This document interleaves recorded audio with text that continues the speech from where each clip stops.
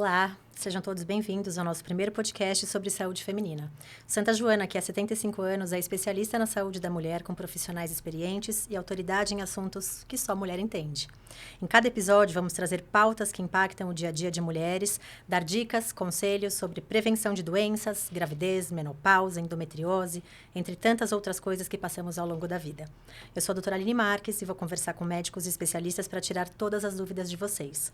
Hoje, a nossa primeira convidada, no Dia da Mulher, doutora Carla Delácio, que trabalha aqui com a gente no grupo há anos, é ginecologista, obstetra, especialista em medicina fetal e ginecologista e obstetra, especializada em medicina fetal pela Unifesp e pós-graduada em nutrologia pela Abram.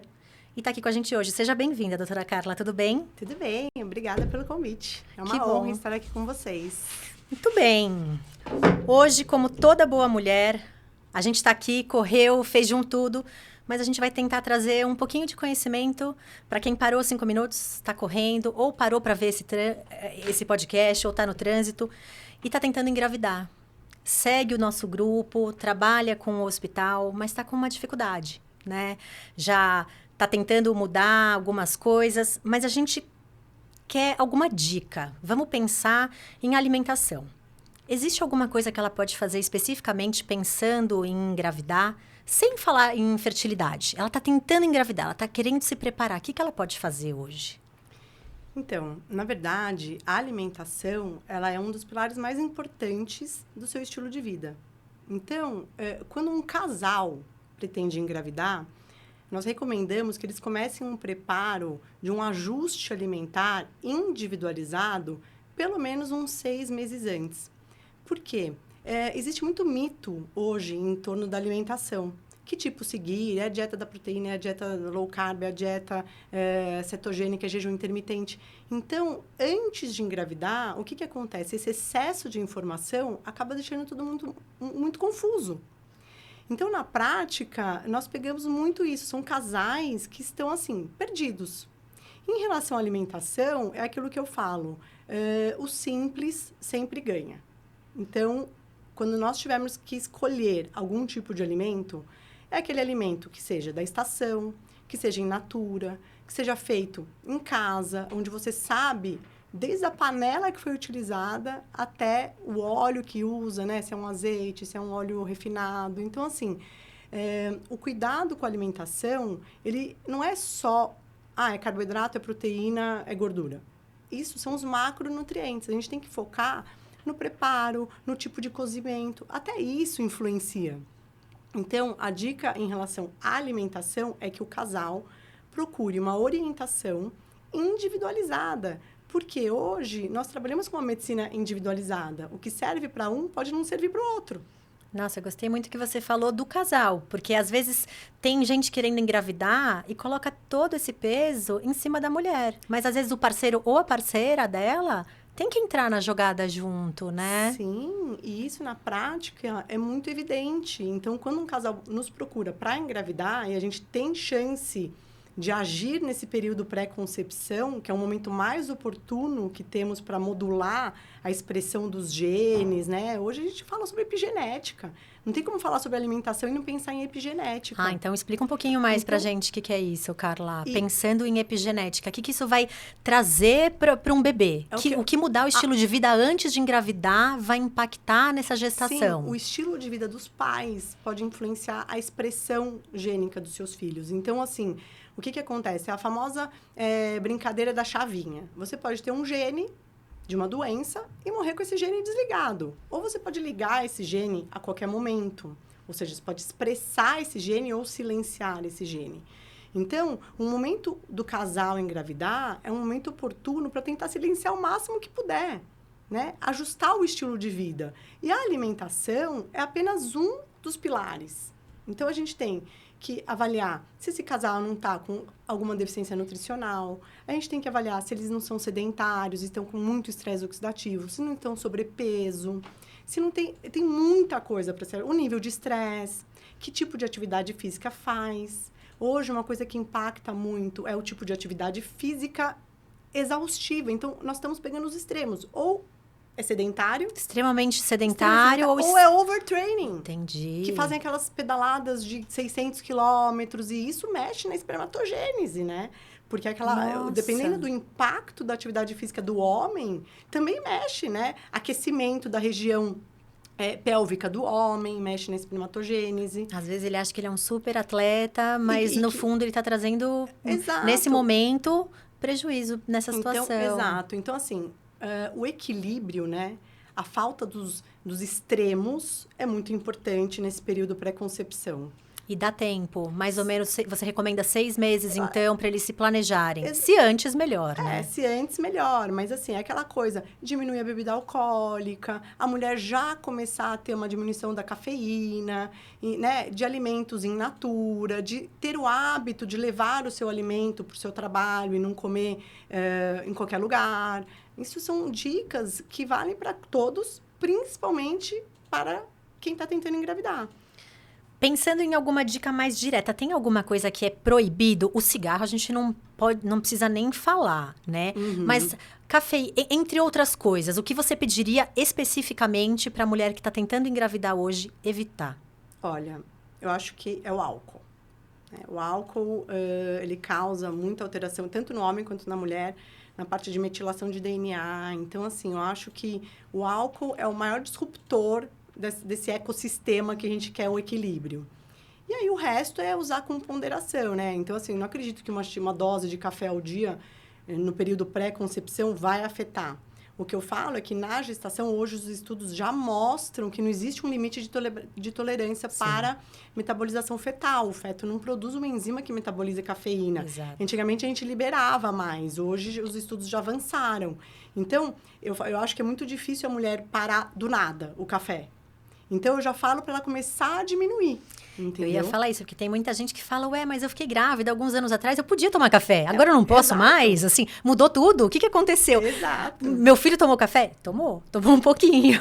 Então, se a gente puder evitar, os estudos estão chegando aí para isso, então, né? Exatamente. Então, assim, toda essa questão de alimento, os estudos na área da nutrigenética, nutrigenômica, crononutrição, só avançam. Então, assim, hoje a gente... Assim, é meio que... É inadmissível a gente não entender esse contexto, o obstetra não entender esse contexto para poder passar isso para o paciente. E, na verdade, ele não precisa, às vezes, lidar com isso. Ele pode encaminhar para uma nutricionista especializada. Pensando exatamente nisso, hoje, você acha que a suplementação durante o período gestacional, ela consegue ser feita exclusivamente de forma alimentar ou a gente precisa ter alguma suplementação externa? Olha, na gestação, eu acho que é pouco provável nós conseguirmos adquirir tudo o que precisamos só do alimento. Por 2 fatores. Primeiro, que a gente sabe que a qualidade do nosso alimento mudou. De décadas para cá. O solo não é o mesmo, os animais são animais de cativeiro. Então, por exemplo, a cenoura que a gente come não tem a quantidade de beta-caroteno que deveria ter. Então, a qualidade do solo mudou muito. E, além disso, a gente também a gente encaixa a gestante numa paciente que tem, por natureza, um processo de desbiose. Por quê? Porque a digestão é muito lenta. Ela tem um grau de fermentação. Vai piorar cada vez mais, Vai piorar. Né? E o grau de fermentação é muito intenso. Então, a gente... muitas vezes, ela se alimenta bem, só que esse processo de desbiose acaba não deixando ela absorver aquilo que ela deveria. Isso é muito importante, mesmo que você coma muito bem. Às vezes, se houver qualquer problema intestinal, você não vai absorver tudo que você está comendo. No primeiro trimestre, muitas enjoam demais, né? Vomitam demais, tem uma dispersão de paladar, como fisiológico da gestação. E aí, o que acontece? Ela tem uma seletividade momentânea. Então, não vai nutriente. E aí, a gente entra de uma forma oportuna hoje com uma suplementação individualizada, né? Então, tem o básico que todo mundo fala, né? Então, ácido fólico, metilfolato, o ferro, a vitamina D. E o resto vai depender de cada caso, né? Com que idade a paciente engravidou, se ela usou técnicas de reprodução assistida, qual que é o nível de estresse que essa paciente tem, aonde ela come. Eu ia perguntar isso. O paciente que fez fertilização precisa de alguma nutrição diferente? Olha, na minha prática, na nossa prática lá na clínica, a gente já considera fertilização é uma gestação de risco, sabe? Correto. Começa desde a sinalização endometrial. É diferente, a carga hormonal é artificial, é diferente. Então, a paciente já se encaixa numa categoria aí, Diferenciada. num rastreamento de gestação de alto risco. Então, ela merece uma atenção especial. Esse boom hormonal que é feito, que acho que é incrível, né? O avanço da medicina que a gente teve para poder proporcionar essas gestações que antigamente a gente não conseguiria. Sim. Foi incrível, mas é ingenuidade da nossa parte achar que isso não vai repercutir. E que o problema era só engravidar. E que depois a gente não vai ter repercussão se a gente não conseguir suprir de forma correta, né? Exatamente. Então, são pacientes que, às vezes, assim, elas têm uma retenção de líquido muito maior, né? Então, elas têm uma hiperemese mais exacerbada. Então, assim, são pacientes que merecem uma atenção especial. Pensando agora, fugindo um pouquinho, mas pensando também nessa parte de infertilidade que corre junto com endometriose.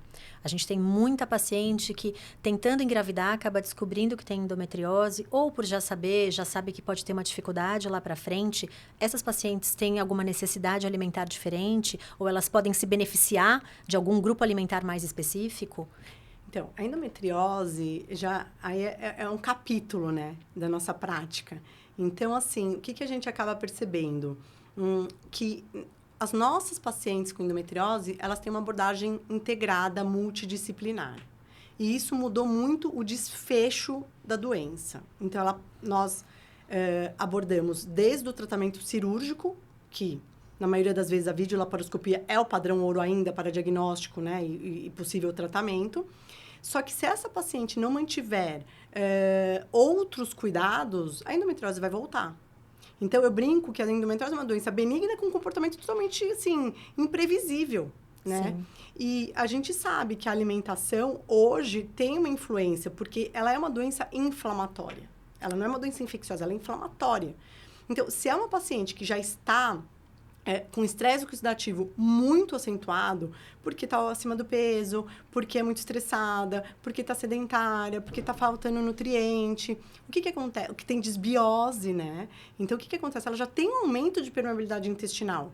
E aí que entra o papel da alimentação. Então, muitas das pacientes que têm endometriose, elas caminham com esse processo de desequilíbrio também da flora intestinal, né? Das gap junctions que a gente fala. Então, que é o aumento da permeabilidade intestinal causando piora do processo inflamatório. Então, se ela já tem uma doença de base inflamatória, a gente tem praticamente uma obrigação de corrigir a alimentação dessa paciente. Hoje, assim, se a gente pudesse... Tem algum grupo que elas poderiam se beneficiar inicialmente em reduzir? Para ver se vai trazer alguma diferença? Eu sei que tem muita gente que fala, corta isso, corta aquilo. Quando a gente individualiza, isso melhora muito. Mas elas, antes de fazer inúmeros testes, elas podiam tentar fazer a redução de alguns grupos alimentares para ver se elas apresentam algum tipo de melhora? Olha, tem vários estudos, né, nessa área. E, na prática, o que a gente percebe? Que o excesso de carne vermelha, né? Excesso de lácteos e o próprio glúten, não é que o glúten é um vilão, na verdade, o glúten é um dos alimentos que mais mexe na permeabilidade intestinal. Igual os lácteos, né? Todo mundo acha que o problema é a lactose. Doutora, então eu vou trocar o leite por um queijo por sem lactose. Eu falei, gente, mas o problema é a caseína. Porque é a proteína de alto peso molecular que causa desbiose. Então, não é que nunca mais essa paciente vai comer, mas por um período, num momento de início de tratamento, com uma endometriose muito avançada, grau 4, sabe, infiltrativa, que pega toda a parte de ligamentos pélvicos e que a gente classifica como endometriose mais avançada, o tratamento alimentar, né, o ajuste alimentar, tem sido assim, mudou o nosso desfecho do tratamento. Então, nossas pacientes, elas passam com o ginecologista, elas passam com a nutricionista, elas passam com a fisioterapeuta pélvica para ter uma consciência perineal. São pacientes que, às vezes, elas não têm consciência perineal, porque é tão inflamado que isso também gera uma disfunção do assoalho pélvico. Então, ela tem muito mais dor. Com certeza. Sabe? Então, a nossa fisioterapeuta, ela faz acupuntura também. Então, que legal. Psicóloga, porque a psicóloga também vai lá, né? Como a gente brinca que a endometriose é a doença da mulher moderna. Então, a gente tem muito... É um privilégio, na verdade. A gente tem a minha mãe, que é ginecologista há quase 50 anos, E eu falo, mãe, o que é isso, né? Na sua época tinha isso? Ela falou, filha, não. Ou porque não era muito diagnosticado, mas muito do que? Do perfil da mulher que mudou. Né? Talvez tivesse, mas elas não reclamassem tanto, Não ou sofressem... Mas a gente enfrenta outras coisas, né? Muito impactantes. Então, assim, a questão da rede social, a questão da cobrança. A mulher é sempre culpada. Se ela tá aqui, ela tá culpada porque ela não tá com filho. Se ela tá com filho, ela tá culpada porque ela não tá trabalhando. Se ela não tá maquiada, ela tá culpada porque ela tá feia. Então, esse excesso de cobrança não tinha tanto na mulher do passado. Né? Elas eram vaidosas, tinham isso, mas não tinha a rede social que expunha. Então, essa exposição, a inserção da mulher totalmente no mercado competitivo, onde ela compete com o homem de igual para igual, mexeu. E com isso vieram as doenças. Então, o que aconteceu? Se a gente parar para pensar as doenças cardiometabólicas, que são as doenças que mais matam no mundo, a mulher quase alcançou o homem já nos últimos 20 anos. Então, isso é muito impactante, né? Então, endometriose... enquanto a endometriose está tudo bem, porque é uma doença benigna. Mas a mulher morre mais que o homem de infarto. Olha o absurdo, segundo os últimos dados. Sim. Então, assim, é uma coisa que a gente tem que olhar para isso, sabe? A gente não pode negligenciar todo esse contexto da mulher atual. Mas eu achei muito legal o que você falou, que não é que você vai cortar para sempre. Não. E esse é o ponto que a paciente precisa procurar uma ajuda. Porque, às vezes, ela ouve num podcast que ela não pode comer certos tipos de alimentos. E ela fala, não vou cortar. Porque eu não vou parar de comer queijo pro resto da minha vida. Exato. Mas não é para sempre. É até se adequar àquele momento, até desinflamar, até tudo voltar a funcionar. Por isso que é muito bacana a gente colocar que tudo é uma questão de alinhamento, de individualização de tratamento, porque as pessoas são únicas. Embora ela tenha a mesma doença, o tratamento não vai ser sempre igual, né? Exatamente. A gente tem que hoje trabalhar com uma individualização. O que dá certo para uma pode não dar certo para outra. Tem paciente que a gente indica cirurgia logo de cara, tem paciente que a gente indica bloqueio hormonal. Então, vai muito do contexto, vai muito do perfil da paciente, do desejo reprodutivo. Então, tem paciente que chega com endometriose com prole constituída. Pronto, é um tipo de abordagem. Agora, pega uma paciente cada vez mais jovem, nós estamos pegando, eu pego adolescentes com 16, 17 anos com endometriose. Então, assim, com impacto na vida escolar. Perde dia de aula, né? Falta um dia de prova, Falta um dia de prova. Então, inclusive, hoje, acho que eu vi uma notícia falando que, acho que em Brasília já vai ter licença menstruação por cólica. Eu vi algo parecido. Na França, isso já é muito bem estabelecido. Sim. Então, assim, tamanho é o impacto disso na qualidade de vida da mulher em qualquer faixa etária, desde a adolescência até, né, aí a perimenopausa. Na paciente que não tem hoje nenhum diagnóstico de doença, mas está pensando em estilo de vida, em longevidade, em manter uma vida saudável por um período longo. Alguns grupos são facilitadores disso? Alguns alimentos são coringas para que ela tenha mais saúde ou que o intestino funcione melhor? Olha, eu acho que o alimento que mais causa envelhecimento celular é o açúcar. Hoje, se você tivesse que escolher um vilão... álcool e açúcar. Tá. Né? Então, assim, eu acho que eles causam um processo aí de estresse na célula, sabe? É uma metabolização alterada, aumenta a insulina, alimentos refinados, né? Então, a farinha refinada, o pão, a massa, o açúcar. Hoje, os alimentos são muito enriquecidos com açúcares que estão até escondidos, né? Que muitas vezes não está escrito açúcar, mas é açúcar no final das contas. Então, a gente tem que ficar muito atento. Uma coisa que eu bato o martelo e que a nossa nutricionista faz é ensinar os pacientes a entender o que eles estão ingerindo. Ler rótulo, ler bula, rótulo, aprender porque, a ler bula. Sabe? Não é bula de remédio, né? É rótulo de Exato. alimento. Então, assim, as pessoas às vezes vão pegar um remédio e olham a bula, lógico, com razão. Mas elas pegam um bolinho industrializado que está cheio de gordura hidrogenada, de açúcar invertido, de coisa que a gente nem sabe o que é, de conservante, de corante, acidulante. Ingere. E lê lá que é natural. Que é fit. E acha que é Exato. Super saudável. Então, assim, é aquilo que eu falo, né? Se você descascar mais e desembalar menos, a gente sempre vai acertar mais. Essa né? é uma máxima então, que podia ser levada, né? Sabe, eu acho que é a questão do tipo, simples ganha. Ninguém vai ter doença se comer o básico. Uma proteína, um carboidrato, uma batata doce, um arroz integral, um feijão, um peixe, legumes, verduras da estação, uma fruta que seja da estação. Então, às vezes as pessoas, excesso de fruta. Eu falei, gente, se a fruta entrar num momento oportuno, em termos de crononutrição, ela é ótima, né? Então, agora, o que a gente tem que tomar cuidado é que realmente a gente tem um excesso de produtos industrializados, né? Que facilitam, entre aspas, a vida de todo mundo, porque é prático, né? Então, assim, Só tira da bolsa, tira da bolsa, come em qualquer hora. Então, assim, aquela coisa, entre abrir uma barrinha e comer uma banana, eu prefiro que você coma uma banana. Sim. Ah, mas doutora, mas a barrinha é fit. Eu falei, não, mas olha quantos ingredientes tem. Agora, olha a banana. Banana é banana. Exato. Então, isso é uma coisa já para quem não sabe nada de ler rótulo. Nada, né? Então, Pelo menos, quanto menos ingrediente tiver... exato. Eu vou sair, vou levar para... O que eu levo na minha bolsa? Pego uma maçã e pego uma castanha. Acabou. Sabe? Então, assim, não pega bolachinha, clube social, né? Bolachinha é biscoitinho, sabe? Balinha. Por quê? Porque isso barrinha é o falso bonzinho, né?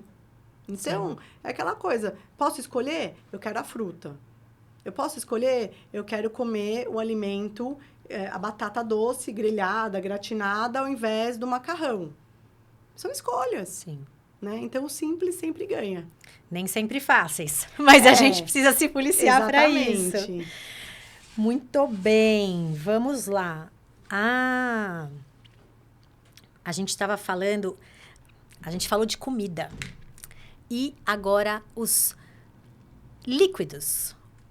Claro que, levando por essa máxima, a gente fala sobre água, né? Uhum. Mas tem alguma coisa que você recomenda, tirando o álcool, que seja sempre evitado, tanto pelas mulheres que estão tentando engravidar, ou por quem está tratando já alguma doença inflamatória, esses sucos de caixinha. Qual a sua opinião sobre esses hiperindustrializados? É a mesma que dos alimentos? Olha, eu sou uma pessoa que, assim, ao longo do tempo, eu fui entendendo a função de cada alimento no impacto glicêmico, no impacto metabólico de cada paciente.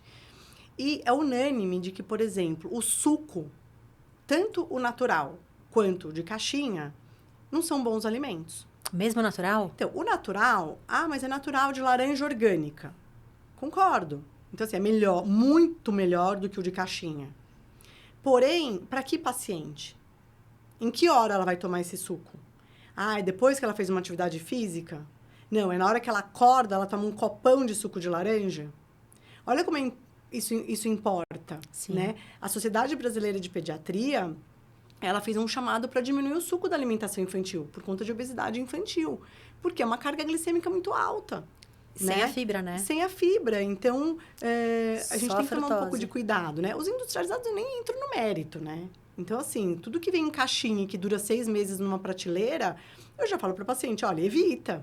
Né? Porque pode ser, mas é sem açúcar, mas é orgânico. Não interessa. O processo de algo que dura 6 meses numa prateleira de mercado não pode ser uma coisa natural.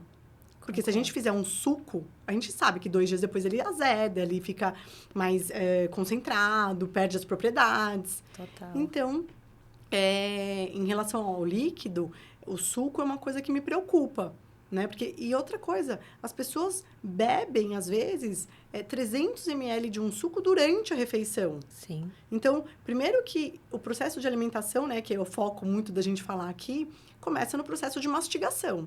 As pessoas não estão mastigando direito o alimento. Comem muito rápido e isso é um problema, porque o processo de digestão, a liberação de enzimas digestivas começa na mastigação. Então, isso já é um problema. Estão chegando alimentos em macromoléculas no intestino. Aumenta a permeabilidade. Exige muito mais esforço do trato gastrointestinal para digerir um alimento grande do que um alimento que chegou em forma de papa. E nisso, as pessoas tomam um suco durante a refeição. Para meio que empurrar, né, o alimento. Aquela coisa cultural que está errada. Então, assim, uma dica que eu dou é tirar o copo da refeição. Nem coloca. Eu ia perguntar exatamente isso. Então, é não tomar nada durante a alimentação. É tomar nos intervalos. Então, nos intervalos das refeições, você toma lá, cada 2 horas, 150 ml de água, uma água com limão, né? Um suco de maracujá natural, né? Então, assim, são coisas de baixo impacto glicêmico, metabólico. Agora, o processo de digestão já está difícil. Todo mundo já come, assim, sem atenção plena. né? Correndo porque Na tem que fazer não outra tá coisa. nem vendo o que tá comendo. Chega um pedaço de macromolécula e junto a isso vem um copo de 300 ml de suco.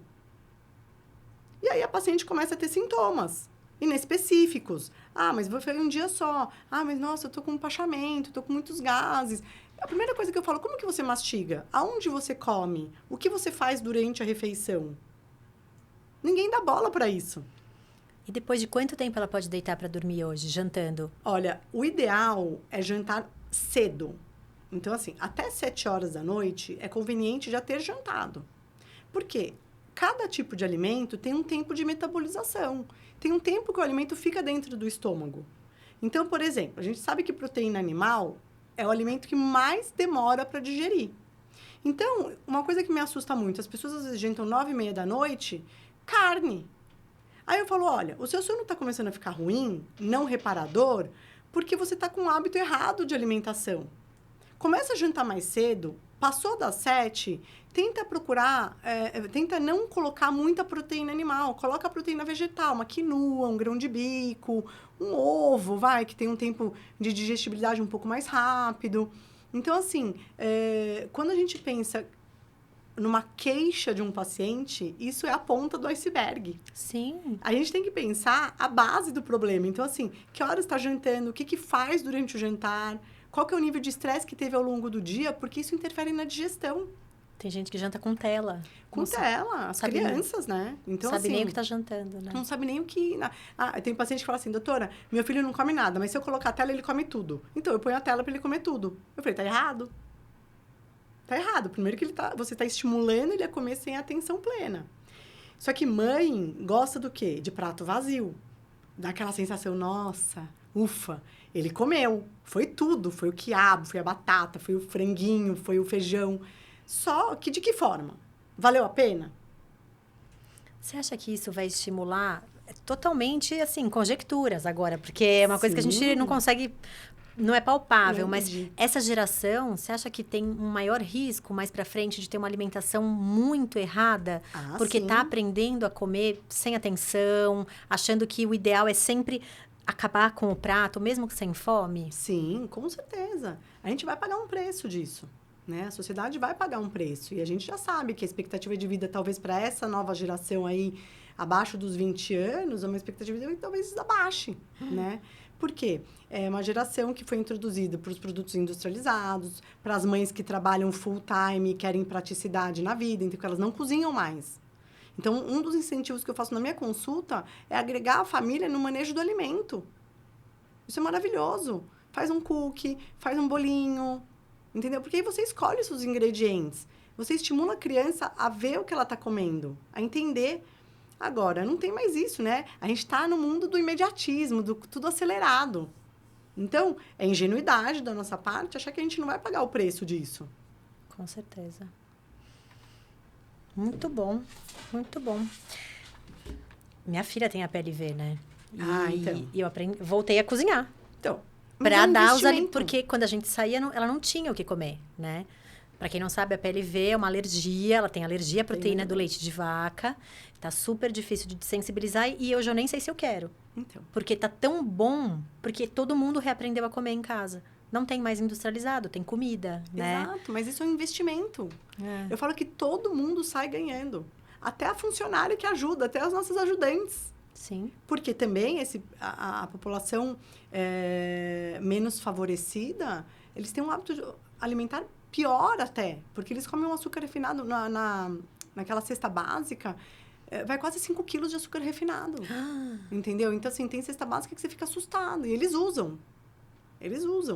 Então, assim, poder divulgar isso é muito importante. E a questão também que comer bem não é caro. As pessoas associam, mas come bem porque também não tem a ver com condições sociais. Você vai numa feira de bairro, o peixe, um dos melhores peixes que tem é sardinha, que custa R$10 meio quilo. Entendeu? Então, o que acontece? Legumes, verdura da estação, numa feira de bairro, é quase o preço de um pacote de bolacha. Mas aí a gente vai voltar no ponto da alimentação seletiva, que tem gente que não aprendeu a comer diferente, que quer comer sempre aquela mesma comida. E aí, a gente usando a estação, a gente consegue preços muito melhores, de Muito fruta, melhores. de Exato. tudo, né? Exatamente. Então, é cultural, né? Existe alguma dica para uma criança hoje que tem dificuldade alimentar, para essa introdução ser mais facilitada? Às vezes, até crianças maiores, que têm um paladar muito difícil. A primeira dica que eu dou é tentar colocar a criança no preparo do alimento, ele entender o que ele está comendo, sabe? Eu acho que isso funciona, tá? Tanto na prática, quanto na minha prática como mãe, como na minha prática clínica. E a segunda forma é oferecer o alimento de várias maneiras. Então, assim, uma coisa é você oferecer um chuchu cozido. E outra coisa é você fazer uma sopinha, onde tenha um mix de legumes, que, sabe, tem um temperinho mais palatável, que tem um macarrãozinho legal, assim, né? Um arrozinho legal. Então, isso torna o alimento mais palatável, né? Então, existem inúmeras maneiras de enriquecer o alimento também. Então, vai cozinhar o feijão, coloca lá um caldo de osso, coloca uma beterraba junto para cozinhar, uma cenoura, coisa que não muda a textura e que você está enriquecendo, né? Vai fazer um arroz, ao invés de pôr água normal, põe água do cozimento de legumes. Então, sabe, são coisas da prática que só quem sabe, que quer investir nisso, vai conseguir praticar. E a criança vai se beneficiar. Então, um molho branco, você pode colocar um molho branco com inhame, por exemplo, uma castanha de caju. Ainda mais que quando tem seletividade, você consegue fazer um molho numa textura gostosa, parecendo um macarrãozinho com molho branco, feito de outra maneira. Então, Crocante ainda, né? E tem que usar a imaginação e agregar e levar a criança para a cozinha também, para ver você fazer, para perceber as formas que pode ser feito o alimento. Então, tem inúmeras maneiras de apresentar. Muito legal. Muito bacana. Muito bem. Aqui tem algumas perguntas que estão relacionadas pensando em... Falando dessa parte, não só da saúde nossa agora, mas pensando um pouco em saúde mental das mulheres hoje. A gente falou de alimentação, falou de se cuidar, mas a gente tem tido, com toda essa mudança, falamos que a endometriose é uma doença da mulher moderna, porque a gente está mais exposta a problemas da sociedade, do dia a dia, mais trabalho, mais cobrança, mais pressão. Isso, você acha que está trazendo mais problema emocional? Você tem visto isso no consultório? Não, olha, tem. Inclusive, me levou a me matricular numa pós-graduação de saúde mental. É a próxima? Eu tô fazendo já comecei. Que legal! Então, eu comecei esse ano, porque na prática, eu não consigo pegar uma paciente... Porque, assim, na verdade, quando a gente para pensar aqui, qual que é o conceito de saúde? Né? É não ter doença? Não. É muito além, né? É bem-estar físico, psicoemocional. Então, o que acontece? É um pleno funcionamento de todos os nossos sistemas. Eu não conheço ninguém que está plena. Então, eu não conheço também. Eu não conheço ninguém nesse momento que está plena. Então, e a gente lida com mulher, o que acontece? Eu não consigo pegar na minha prática ninguém que esteja, né, com todos os sistemas em pleno funcionamento. Então, a gente começa trabalhando o quê? Os pilares, né? Então, assim, uma boa alimentação, uma boa prática de atividade física, né? Então, aquela coisa, não é nem 8, nem 80, é algo que caiba na sua rotina e que te dê prazer, né? Se é dança, é natação, é caminhada, qualquer coisa, né? Musculação, o que couber na rotina, né? Quando a paciente fala assim, mas qual atividade física eu faço? Eu falei, olha, como você não faz nada, para começar, você vai fazer o que cabe, né, na sua rotina e que te dê prazer. Depois, quando você estiver habituada a esse exercício, a gente tenta lapidar e incluir aí uma resistência muscular, alguma coisa que mexa com musculação. Então, atividade física. Outra coisa, avaliar o sono. Hoje, eu fui fazer um levantamento, 75% do brasileiro não dorme bem. 75%. A mulher mais ainda. Né? Então, assim, olha que loucura, né? Por que não dorme bem? Qual que é o tipo de distúrbio do sono que tem? Vai desde uma obstrução, uma apneia, uma coisa, né? Que pode ser por um sobrepeso ou não, um desvio de septo, um palato mais baixo. Tem que investigar isso, né? Ou pode ser uma insônia clássica, ou pode ser excesso de preocupação, ou pode ser um erro alimentar, tá jantando tarde, tá ligando a tela antes de dormir. E é lógico, né? O nosso ciclo circadiano tem que ser respeitado. Se a gente não respeita o ciclo circadiano, a gente paga o preço. Então, pode ser com uma insônia, né? Porque se você tá lá comendo muito, 9 horas da noite, alimentos pesados, você vai lá e liga um filme super estimulante, assim, né? De ação, 9h30, 10 horas da noite. O que acontece? O seu cérebro tá entendendo que você tá na ativa. E aí, ele vai fazer o quê? Você acha que ele vai produzir melatonina? Ele vai produzir o quê? Cortisol. E aí, você começa o quê? Uma inversão sutil do ciclo melatonina-cortisol. Quando você tem que produzir melatonina, você está produzindo cortisol. Aí, quando você tem que produzir cortisol para acordar e ficar bem, você está produzindo o quê? Melatonina. Então, olha só. Respeitar o ciclo circadiano é um dos pilares mais importantes que tem, né? Às vezes, eu pego o paciente que vai no crossfit 10h30, sai do trabalho e vai pro crossfit. Eu falei, mas escuta, como que você levanta pneu e aquelas cordas, aquele volume, 10 horas da noite? Né? Aí ela falou, doutora, mas então é melhor eu não fazer ou fazer esse tipo de exercício, porque é o único horário que eu tenho? Eu não sei a resposta ainda. Eu ia te perguntar, o que você responde? Eu não sei, entendeu? Ah, mas assim, não, tem que ter uma atividade física. Mas e se essa atividade física só pode ser exercida, 10 horas da noite? Não sei ainda. Difícil. Sabe? Então, assim, eu acho que a gente pode tentar ponderar. Não todo dia, 2 vezes na semana. E ver como o corpo fica, né? Se ela já for jantada, fazer o treino, chegar em casa, tomar um banho, conseguir relaxar, toma um banho mais quentinho, põe uma aromaterapia, né? E faz um autocuidado. E aí você consegue pegar bem no sono e fica bem, é uma paciente candidata a manter. Pra ela aí isso que funcionou. vem o quê? A individualização. Exato. O que pode funcionar para uma pode não funcionar para outra. Né? Então, é isso. A mulher tem que pensar numa atividade física, numa alimentação regular, no manejo do estresse, né? E quando você falou do sono, eu estava pensando ainda mais longe. Será que a sobrecarga dela, será que ela não tem que acordar antes para fazer comida dos filhos? E assim, aquela divisão injusta de algumas tarefas que existem também. Hoje eu vi um vídeo incrível, inclusive depois eu posso até te mandar, do Piaget, falando disso, né? Que ele estava contando a história que ele quase perdeu a mulher dele um período, porque ela falou assim, ele falou, poxa, mas eu tô aqui 50% para você. Sabe, eu divido 50% os afazeres, eu ajudo no banheiro, eu ajudo no banho, eu ajudo na escola, não sei o quê. Ela falou, mas eu sou 100%. É verdade. E ela falou, eu quero que você seja 100% também. Por que você tem que ser só 50%? Eu sou 100%, você tem que ser 100%. Então, assim, queira ou não queira, a gente ainda vive numa sociedade onde tem muita discrepância. Sim. Né? Eu brinco assim, o filho é da mãe. Apesar dos maridos ajudarem muito, serem muito mais participativos do que eram os nossos pais, por exemplo. Alguns sim, são excelentes. Né? E outros não. E assim, eu acho que a gente avançou. Tem muitos presentes, muitos que não. Porém, ainda tem muita diferença, né? Quando a escola, o filho está doente, com febre, eles ligam para quem? Para mim, no meu caso, ligou sempre para mim. Né? Lá em casa depende. Porque tem dia que é meu dia cirúrgico, dia que é dia... Então, a gente divide. Eles têm uma escalinha já. Eles sabem que tem dia que eu não vou atender, mas... Tradicionalmente seria a mãe, né? Todas as vezes, assim... O meu filho mais velho agora almoça na escola, né? Come fora. Mamãe, faz Pix. Eu falei, mas escuta, sempre eu, né? Liga pro seu pai. Porque, mamãe, você é mais rápida. Por quê? A mãe tá sempre em alerta, né? Eu tô sempre assim, eu trabalho com o celular aqui, não, da escola. Olha, não sei o quê, a mensagem deles. Eu paro tudo, peço licença. E se você pedir, a paciente, ela jamais vai se incomodar. Você fala, desculpa, é da escola. Ela fala, doutora, se a senhora precisar, ela pode ir? Não, com certeza.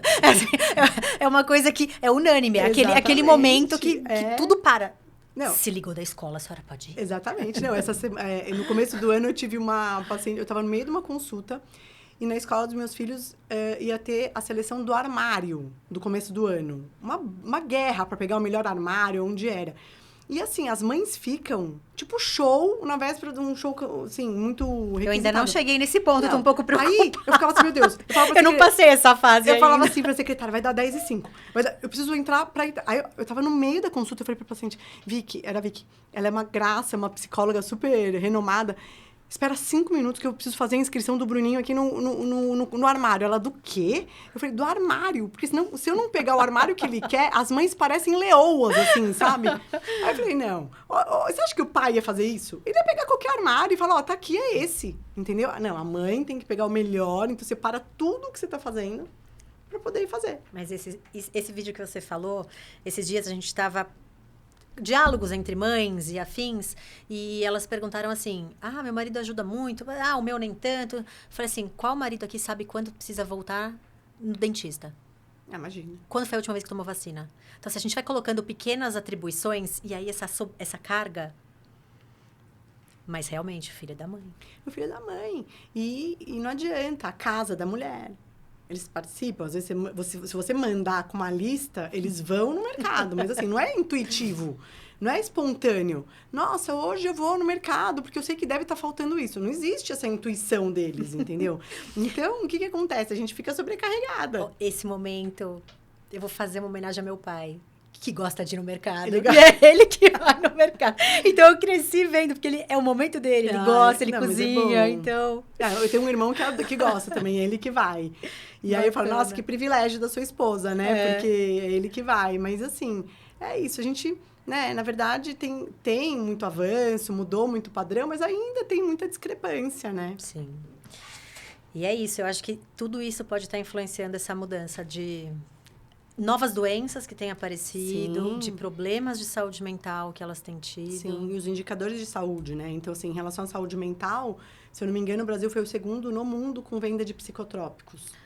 Então, muito. O Brasil é muito grande. Isso é muito muito psicotrópico. É muito psicotrópico. E só vende com receita. Não, é controlado. Controlado. Eles passaram em uma avaliação. Exato. E aí, eu truco assim. Primeiro, é um diagnóstico real? Né? Tipo, tá certo, não tá tendo hiperdiagnósticos? Será que é mais fácil dar um remédio do que sentar? Ninguém tem mais paciência, talvez, de ouvir e falar assim, realmente, né? Mas vamos tentar ajustar o estilo de vida, vamos se alimentar melhor, vamos dormir mais cedo, vamos suplementar o que está em deficiência, vamos tentar manejar o estresse. Mas estilo de vida não vende na farmácia. Então. Saúde é complicado, Exatamente. né? O sofá tá lá, ele te abraça, você liga É verdade. no filme. É verdade. É muito complicado. E as pessoas querem uma fórmula mágica também, né? Então, e outra coisa, né, que com esse negócio de ter um código internacional de doenças, isso eu aprendi na minha pós mesmo de saúde mental. Isso foi bom e não, porque todo mundo hoje tem que categorizar uma doença. Você tem que estar inserida em alguma coisa. Então, TAG, transtorno de ansiedade generalizada. Metade das pessoas que eu pego tá com esse diagnóstico de TAG. Ou TDAH. Né? Alguma coisa desse tipo, é criança. Então, assim, eu não sei se está tendo um hiperdiagnóstico. Eu tô tendo uma certa dificuldade de entender o que realmente é, ou... o que é simplesmente uma pessoa que está estafada, que está exausta. E o que eu falo para todo mundo, eu falo, olha, eu não tô duvidando do seu diagnóstico, mas eu acho que para você dar esse diagnóstico, a gente tem que corrigir todos os pilares. Se você falar para mim assim, doutora, eu me alimento muito bem, eu durmo super cedo, eu tenho um sono reparador, eu pratico minha atividade física regular 4 vezes por semana, eu tô super feliz no meu casamento, no meu trabalho, os meus filhos estão super bem de saúde, e mesmo assim eu me sinto assim, eu falo, não, então tudo bem. Isso acontece muito com candidíase. Com certeza. Candidíase, você falou agora, veio, porque as pacientes, às vezes, elas falam, eu tenho candidíase de repetição, eu falo, calma. Vamos ver o que tem por baixo. Exatamente. Hoje, uma paciente chega no consultório, qual que é a primeira... candidíase de repetição. A queixa dela é essa. O que você pede inicialmente para ela fazer, Carla? Me falar toda a questão do estilo de vida dela. Primeira coisa que eu falo. Aí ela vai te falar, doutora, mas é um problema aqui, ó. Eu tô com candidíase. Você quer saber o que eu como? Como eu durmo? Então, e aí você fala para ela, olha, a manifestação... Eu sempre brinco com essa analogia. Quando o copo transborda, vem doença. Então, para você, eu falo para ela assim, olha, para você, esse transbordamento do copo se manifestou em forma de candidíase. Para outra, pode ser uma alopécia. Para outra, pode ser uma endometriose. Para outra, pode ser uma gastrite, um refluxo. Então, a forma do seu corpo te mostrar que algo não está bom no todo é através da candidíase de repetição.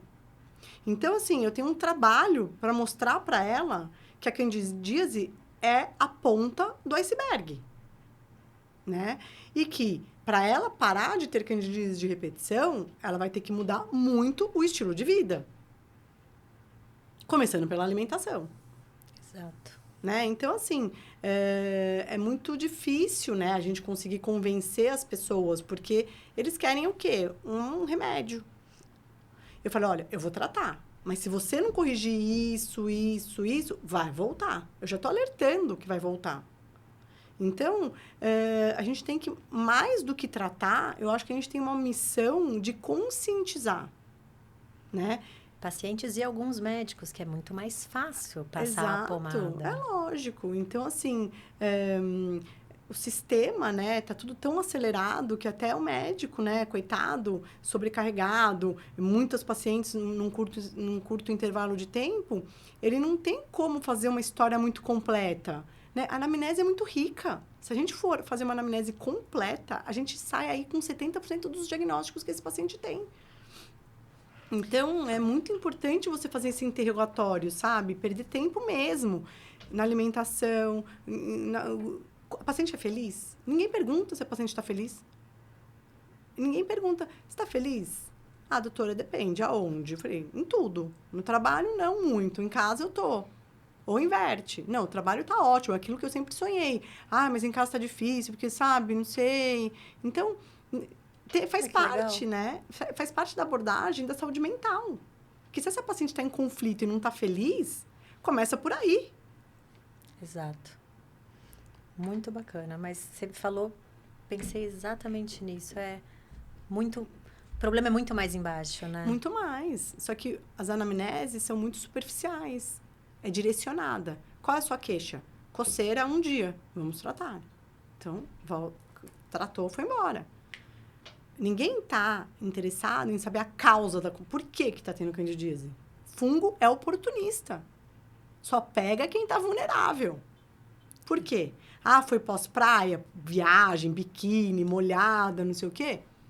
Ok, tem aí um fator causal. Não teve nada disso. Por que será que está tendo? Muito bom. Muito bem. Ah, sim. TPM é uma coisa que tem muita gente aqui que fala, eu prefiro enfiar meu olho num prego do que passar por aquela semana de TPM. Meu marido quer me tacar da janela, eu viro demônio, doutora. Como que algum alimento pode me ajudar? Tem alguma coisa que eu possa fazer? Eu já entendi que eu tenho que fazer exercício. Estou anotado. Agora, tem alguma coisa a mais que a gente pode fazer que olha, dá uma melhorada alimentos, nisso? assim, que são ricos em triptofano, né? Então, assim, abusar disso, né? Então, antes de dormir, faz uma ceia, coloca lá um mingau com aveia, uma banana que tem triptofano, castanha. São alimentos que ajudam, né? Faça uma prática de respiração, né? Ninguém mais sabe respirar. É outro fato. Ninguém sabe mastigar e nem respirar. Então, na hora que você tem um estudo maravilhoso mostrando dosaram cortisol antes num paciente muito estressado e depois dele fazer uma prática de 5 minutos de respiração, os níveis de cortisol baixaram, melhoraram. Sem nenhum remédio. Sem remédio, que você faz em qualquer lugar. É barato, né? Porque não tem custo nenhum. E tem eficácia comprovada cientificamente. Custou menos tempo do que ele ir na farmácia comprar o remédio. Exato. E você pode fazer no carro, você pode fazer no banheiro, você pode fazer no chuveiro, você pode fazer deitado na cama. Ninguém faz, né? Então, eu sou muito, assim, adepta das terapias complementares, entendeu? Então, se é uma paciente que tem um transtorno disfórico, que realmente compromete a qualidade de vida dela, eu mando ela para acupuntura, eu mando ela para nutricionista, eu mando ela para psicóloga, eu mando ela para atividade física e melhora. E sem remédio, né? Então, assim, eu falo para ela, olha, aprenda a respirar, aprenda a se acalmar. Né? Existem hoje aplicativos, né, que indicam isso. Então, eu tive a oportunidade de conhecer o Diogo Lara, que é um psiquiatra. Ele faz técnicas, assim, de sons que acalmam, de tato, assim, ó, em alguns pontos que ele pega. Gente, isso qualquer pessoa faz. E não tem custo nenhum. Que legal. Então, e lógico, né? Dosar o quanto isso tá ruim. Tem muita paciente também que eu faço o seguinte. Eu falo tudo isso, ela fala, doutora, eu entendi. Mas assim, nesses próximos 3 meses eu não vou conseguir mudar. Eu quero uma solução. Bom, aí você pensa o que cabe para aquela paciente. Bloquear o eixo, sei, fazer um tratamento paliativo durante o ciclo, durante a TPM, sabe? Gosto de homeopatia, gosto de alguns fitoterápicos, gosto de alguns florais. Vamos ver, cada uma responde bem ou não. Perfeito. Mas é possível a gente tentar fazer muita coisa antes de partir para a medicação, né? Ah, com certeza. Medicação é o último caso. Com certeza. Que bacana.